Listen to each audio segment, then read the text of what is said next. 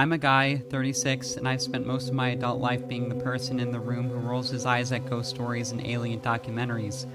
My wife Rachel knows this about me. She's always been more open to that kind of thing than I am, which is probably why she thought a cabin in the rural high desert would be a good anniversary trip.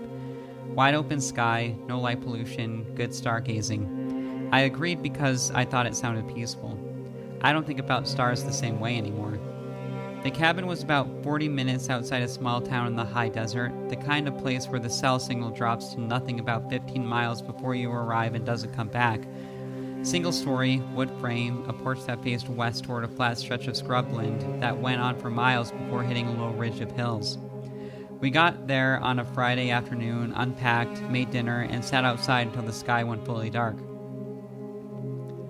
The stars out there are genuinely something else. No ambient light for miles, dry air, altitude. You forget how many there are until you're somewhere that actually lets you see them. We went to bed around 11. I'm a heavy sleeper. Rachel is not. She woke me up at somewhere around 2 in the morning, and I could tell immediately from the way she grabbed my arm that something was wrong. She told me to stop talking and listen. The hum was already there when I came out of sleep. I just hadn't registered it yet. It wasn't coming from outside. That's the first thing that struck me. It felt like it was coming from directly below us, from the ground itself, vibrating up through the mattress and into my chest. Low and sustained, no fluctuation, no rhythm. Just the constant pressure against the inside of my ribcage. Then every light in the cabin went out. Not just the bedside lamp, everything. The digital clock on the nightstand, the charge indicators on our phones, the small LED light on the smoke detector in the hallway. All of it, simultaneously, like something had reached into the cabin and turned off every electron at once. Rachel grabbed my hand in the dark and didn't say anything. I don't fully remember deciding to get up and go to the window. I just remember being there, standing at the bedroom window in the dark, looking out at the scrubland. The tree line to the north, a thin strip of juniper and scrub oak that ran along the property's edge, was lit. Not by moonlight, which was behind clouds that night, by something above it. A pale, flat light with no beam and no source, just illuminating the tops of the trees from directly above like a fluorescent panel with nothing attached to it. The trees were completely still. That's the detail I kept coming back to. We'd had wind all evening, a steady desert wind that had been moving the scrub brush and rattling the port screen since we arrived. I could hear it against the side of the cabin, but the trees under that light weren't moving at all. Not a branch, not a leaf, like whatever was above them had pressed the air flat. I stood at the window for a long time. The hum continued. The light held. Rachel was standing behind me and I could feel her breathing against my shoulder, short and fast. Then the light went out. The hum dropped away. The trees started moving again immediately, the wind back in them like it had never left. Our phones came back on. The clock on the nightstand reset at 12, blinking. We didn't sleep. We sat in the main room with every light in the cabin on until the sun came up, and then we packed and left without eating breakfast. In the morning light, walking to the car, I noticed it immediately. The car was facing the wrong direction. We'd pulled in nose first, facing the cabin the way you would when you arrive. It was now facing out toward the road, pointed away from the cabin like someone had turned it around to leave. The ground around it was soft from a brief rain 2 days earlier. There were no tire tracks. Not ours from when we'd arrived, not from any repositioning. Just the car sitting in undisturbed ground, facing the wrong way. I've gone over that 100 times.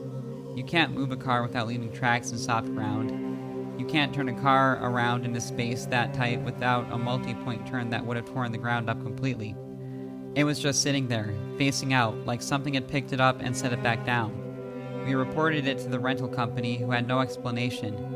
I filed a report with the county sheriff's office, mostly just to have a record of it. The deputy who called me back was polite and clearly skeptical, and that was the end of it officially. 3 weeks later, I went to my doctor for a ringing in my right ear that had started the night at the cabin and hadn't stopped.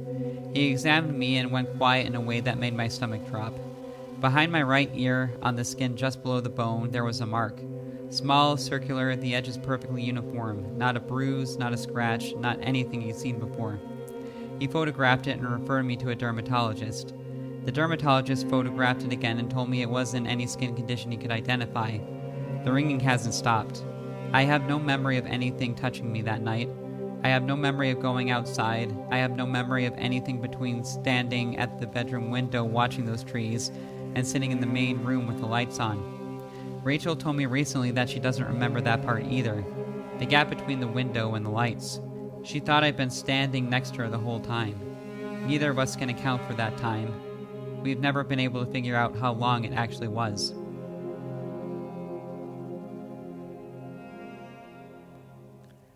I'm a woman, 38, and I moved to the lake cabin 3 weeks after my divorce was finalized. Not a vacation. I needed somewhere quiet to figure out what my life looked like now, and my cousin offered me her place for as long as I needed it. Remote, cheap, no neighbors close to hear me if I cried. It was exactly what I needed.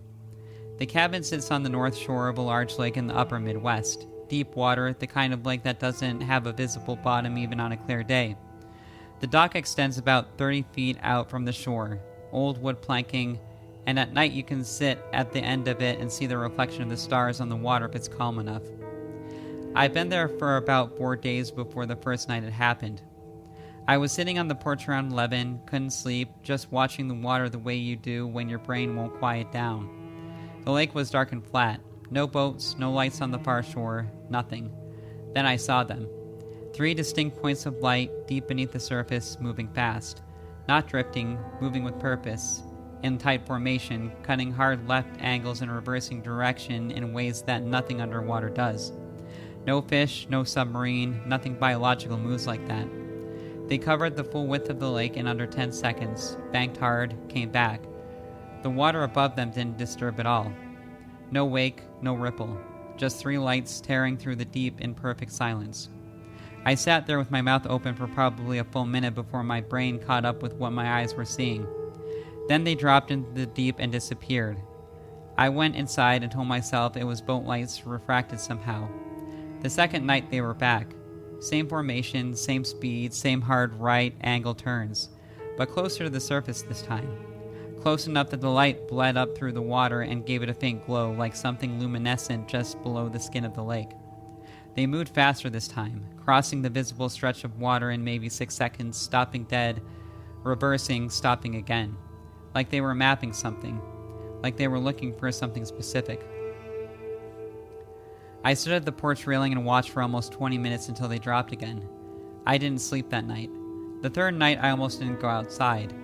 I sat inside with the lights on and told myself I wasn't going to look. I lasted about an hour before I was back on the porch. They were already there. 3 lights, shallow now, maybe 15 feet below the surface, close enough to that their glow lit the inside of the dock in shifting pale blue. Moving faster than either previous night, covering impossible distances in seconds. And then, one by one, they slowed, converged, stopped, directly below the dock. The water above them went completely flat. I mean completely. The wind was moving across the rest of the lake. I could see small waves 20 feet out, but the water directly above those 3 lights was still and glassy, like it had been pressed down from above. The lights were bright enough that I could see the individual dock boards illuminated from underneath, the gaps between the planks glowing pale blue. I could see my own shadow on the dock from the light coming up through the water. I couldn't move. I'm not being dramatic, my legs just stopped working. I stood on that porch and stared at my own shadow on the dock and felt the specific, total terror of something looking back at you from a place it has no business being. They held for almost 2 minutes. Then, one by one, they dimmed. Slowly, deliberately, like someone turning down a dial. And they dropped back into the deep and were gone. I was inside with every light on before I'd consciously decided to move. I didn't go back to the dock after that. I stayed another week because I didn't have anywhere else to go, but I kept the curtains on the lake side of the cabin closed after dark and didn't look at the water at night. A week after the third night, I noticed a rash on my left forearm. A cluster of small raised marks, maybe 30 of them, arranged in 3 distinct rows. I assumed bug bites at first, but they weren't itchy, weren't inflamed, and the spacing was too uniform. Each mark exactly the same size, exactly the same distance from the next, like they'd been placed rather than caused. My doctor photographed them and sent the photos to a dermatologist colleague. Neither of them had a diagnosis. They gave me a topical cream that did nothing. The marks faded after 2 weeks, but they left scars, faint, the same pale color as the surrounding skin, but raised enough to feel if you run your finger across them. 30 small scars and 3 perfect rows on my left forearm. I have no memory of anything touching me. I never went near the water after the second night. I have no explanation for how those marks got there or when. The scarring is permanent. The dermatologist told me that at my last appointment. He also told me he'd send the photos to 2 additional colleagues since my visit, just out of professional curiosity. None of them had seen a pattern like it before. He asked if he could keep the photos on file. I told him yes. I figured at least someone should have a record of it, since I'm still not sure anyone would believe the rest of it if I tried to explain.